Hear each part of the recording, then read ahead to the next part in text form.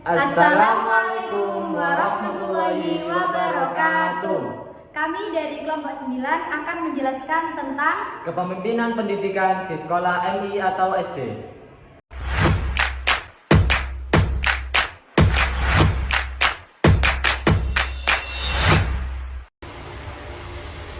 Oke, di sini saya akan menjelaskan tentang kepemimpinan pendidikan di sekolah MI atau SD.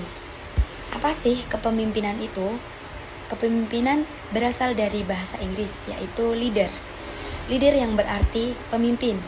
Kemudian leadership. Leadership berarti memimpin. Seorang pemimpin adalah orang yang memegang posisi kepemimpinan. Sedangkan kepemimpinan merupakan tindakan atau tugas seorang pemimpin.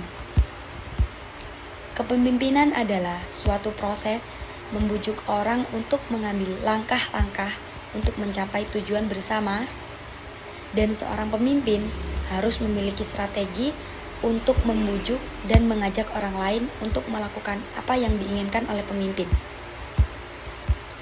Sebagai pemimpin pendidikan atau disebut kepala sekolah, dan kepala sekolah harus mempunyai tanggung jawab dalam penyelenggaraan pendidikan di sekolah.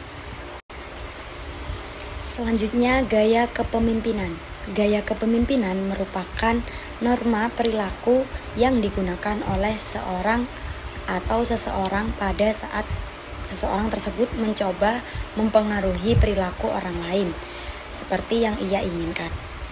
Gaya kepemimpinan dalam setiap organisasi sangat diperlukan untuk mengembangkan lingkungan kerja yang kondusif.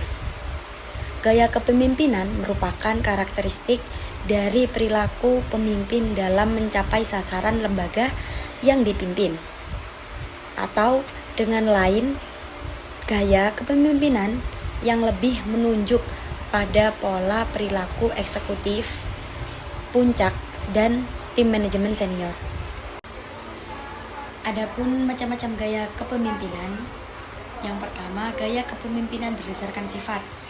Dalam sejarah, pemimpin atau kepemimpinan sudah lahir sejak nenek moyang atau sejak terjadinya hubungan kerjasama atau usaha bersama antara manusia yang satu dengan manusia yang lain untuk mencapai tujuan bersama yang telah ditetapkan. Kepemimpinan berdasarkan sifat atau teori kepemimpinan yang berdasarkan sifat memiliki karakteristik individual seperti intelektual, emosional, fisik, dan sifat pribadi.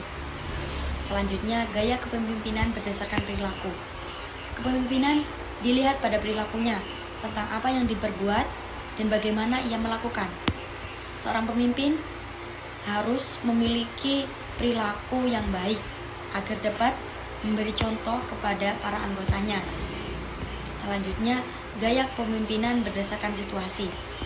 Gaya kepemimpinan yang tergantung oleh situasi seperti karakteristik manajerial, karakteristik bawahan, struktur kelompok, dan sifat tugas, dan faktor-faktor organisasi lainnya.